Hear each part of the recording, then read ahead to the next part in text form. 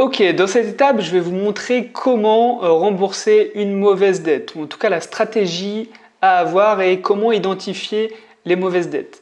Alors il faut savoir que déjà que la mauvaise dette, c'est comme un caillou dans une chaussure, hein, ça va vraiment dégrader votre situation financière auprès d'une banque et ça va vous bloquer ou en tout cas vous limiter dans vos futurs emprunts et investissements auprès de la banque. Donc qu'est-ce qu'une mauvaise dette? C'est tout ce qui est crédit à la consommation, crédit pour du mobilier, crédit pour une voiture, crédit pour un prêt étudiant, même si vous n'aviez pas vraiment le choix au moment de faire le prêt. Tout ce qui est en fait servi à acheter un passif. Alors il faut bien différencier un passif qu'un actif. Un passif, c'est ce qui va sortir de votre poche, comme une voiture. Malheureusement, tous les mois, vous allez payer l'assurance, payer l'essence, et le coût de votre voiture va baisser avec le temps. Donc c'est un passif. Contrairement à un actif, donc un actif c'est tout ce qui va vous permettre de mettre de l'argent dans votre poche. Donc des dividendes quand vous achetez une action, un investissement immobilier, ce sont les revenus immobiliers. Quand vous prêtez de l'argent à une entreprise, vous récupérez forcément le prêt, plus un pourcentage d'intérêt. Donc il faut vraiment différencier actif, tout ce qui rentre dans votre poche, et passif, tout ce qui sort de votre poche. Donc si vous faites un prêt pour un passif, c'est une mauvaise dette. D'accord?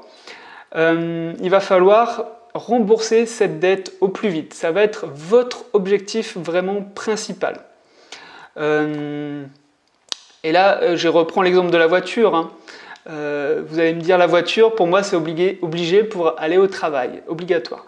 Ok, très bien, mais vous n'êtes pas obligé d'acheter une voiture à 20 000 € alors qu'on peut en trouver une à 5 000 €. Vous comprenez le principe.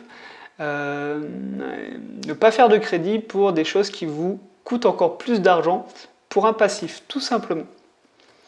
Ok, donc votre plan pour rembourser cette mauvaise dette. Vous avez plusieurs solutions. Soit vous avez la solution d'augmenter les mensualités de remboursement. Hein, c'est pas mal, au lieu de rembourser 200 € par mois, vous remboursez 400 € par mois.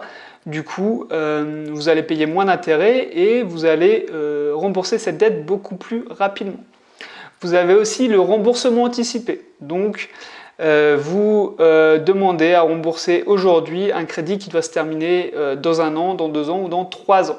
Donc là, il va falloir regarder aussi les frais de remboursement anticipé. Mais souvent, c'est plus intéressant de rembourser quand même en anticipé que de payer tous les intérêts sur X années. Donc renseignez-vous vraiment pour le remboursement anticipé. Si vous avez de l'argent de côté, c'est l'occasion vraiment de l'utiliser. Hein. Vous avez aussi la possibilité de vous faire racheter votre crédit. Alors, soit vous le faites de la manière comme on peut l'entendre, donc vous allez voir une autre banque qui va vous racheter votre crédit et ça va vous permettre d'obtenir des taux meilleurs, des taux d'intérêt meilleurs. Surtout en ce moment, les taux ont vraiment baissé. Donc si vous avez fait un crédit il y a 5, 6, 7 ans, c'est vraiment le moment de faire jouer la concurrence et de peut-être vous faire racheter votre crédit. Donc c'est dans le cas où les taux actuels sont inférieurs de 1% par rapport au taux de votre crédit initial. Mais on n'est même pas obligé de passer par ce système-là. On peut aussi faire un crédit, par exemple chez Boursorama, on peut faire des crédits très facilement à des taux de 1%. Donc c'est simple, si vous avez un crédit à 3%, vous pouvez faire un autre crédit à Boursorama de 1% et rembourser en anticipé le premier crédit. Voilà, c'est aussi une manière de faire, hein, possible. Si vous vous sentez capable, il n'y a pas de souci.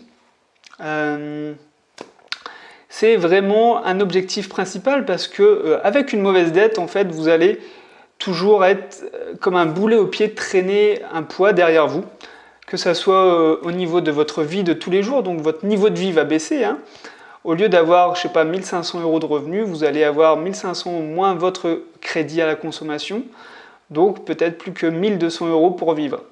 Donc rembourser ça tout de suite, c'est votre niveau de vie qui va s'améliorer. Bien sûr, évitez de refaire cette erreur de prendre un crédit à la consommation. C'est vraiment la pire chose à faire quand on veut gérer sainement ses finances. Dites-vous bien que si vous n'avez pas l'argent, c'est qu'il faut attendre peut-être un petit peu plus le temps d'épargner et acquérir la somme totale, soit de toute façon je vous donnerai aussi d'autres stratégies pour avoir quelque chose dont on n'a pas les moyens. Mais bien sûr, ça va prendre du temps et on va planifier, automatiser des actions et des choses pour y arriver. Rien n'est impossible, vraiment. Alors, le choix si c'est votre cas, si vous avez plusieurs crédits, hein, le cas des personnes qui ont plusieurs crédits, alors là, ça peut être intéressant de se les faire racheter. Imaginez que vous avez 3 crédits à la consommation dans 3 banques différentes. C'est déjà compliqué à suivre où vous en êtes, parce que vous en avez 3 différents. C'est l'occasion peut-être de les regrouper en un seul crédit dans une autre banque et potentiellement obtenir un meilleur taux et des meilleures conditions. Moi, je vais vous conseiller de vraiment rembourser le crédit le plus facile et le plus rapide à rembourser. Enfin, surtout le plus rapide à rembourser. Pourquoi ? Parce que ça va booster votre motivation et votre morale, même si financièrement, parfois, il vaut mieux rembourser effectivement la plus grosse somme à rembourser parce que les intérêts sont plus importants. Sauf que ça peut être un petit peu dur mentalement de tenir. Donc vraiment, je vous conseille, surtout si ce sont des crédits qui sont d'à peu près de la même valeur, 3 000, 5 000 euros, 7 000 euros, il n'y a pas un gros écart. Rembourser vraiment, donc augmenter les mensualités ou rembourser en anticipé le crédit le plus facile à rembourser, donc ce qui reste le moins à rembourser, tout simplement. Et ça, vous allez voir que ça va faire effet boule de neige et ça va vous motiver aussi pour les crédits suivants. Voilà, tout simplement, vous allez pouvoir vous dire j'ai soldé un crédit, je suis satisfait, j'ai pu mener à bien cet objectif, je peux y arriver, donc pourquoi pas les autres. Voilà, c'est un enchaînement après au niveau de vos finances personnelles. Ok, donc l'exercice pour cette étape, c'est de lister et d'identifier les dettes à rembourser dans le fichier mauvaise dette. Donc je vais prendre l'exemple avec vous tout de suite pour vous montrer à quoi ressemble ce fichier. Okay, vous retrouvez donc la même interface graphique. Ça ressemble fortement au premier fichier, c'est normal. C'est pour que vous vous y retrouviez facilement. Donc vous allez simplement noter. Aujourd'hui, je rembourse actuellement, je ne sais pas, 179 € chaque mois. Le capital restant dû est de 20 000 euros, par exemple. J'ai emprunté une voiture. Mon taux est de 1,50. Auprès du créancier, Crédit Mutuel, par exemple. Et la date de fin est prévue le 15 juin 2023, par exemple. J'ai ensuite un deuxième emprunt à rembourser, celui-ci plus petit, 97 €. Par exemple, j'ai acheté un nouveau canapé et une télé table basse, enfin la totale pour mon salon. Et donc j'ai 3 000 € encore à rembourser à date d'aujourd'hui. Voilà, quand on parle de capital restant dû, c'est vraiment ce qui vous reste à rembourser aujourd'hui. Ne prenez pas en compte la somme empruntée au départ du crédit. Le taux, auprès de qui, et la date de fin également.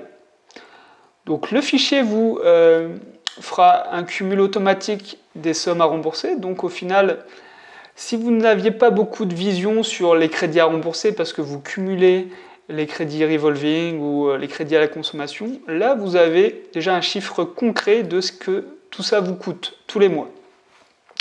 Et aussi le montant total à rembourser pour vos crédits.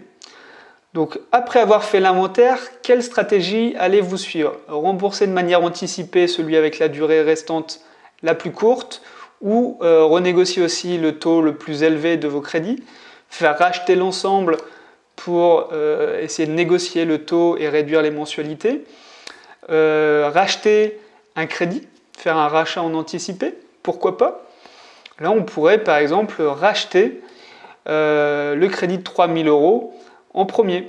Comme ça, après, vous vous concentrez vraiment sur le dernier crédit pour votre voiture et mentalement, vous allez voir que vous allez vous sentir plus léger et mieux. Ok, donc on se retrouve dans l'étape suivante où je vais vous montrer comment financer un projet personnel. C'est très important, les projets personnels, c'est ce qui nous motive au quotidien et c'est ce qui nous fait plaisir, ce qui nous donne du bonheur tout simplement. Allez, on se retrouve donc tout de suite.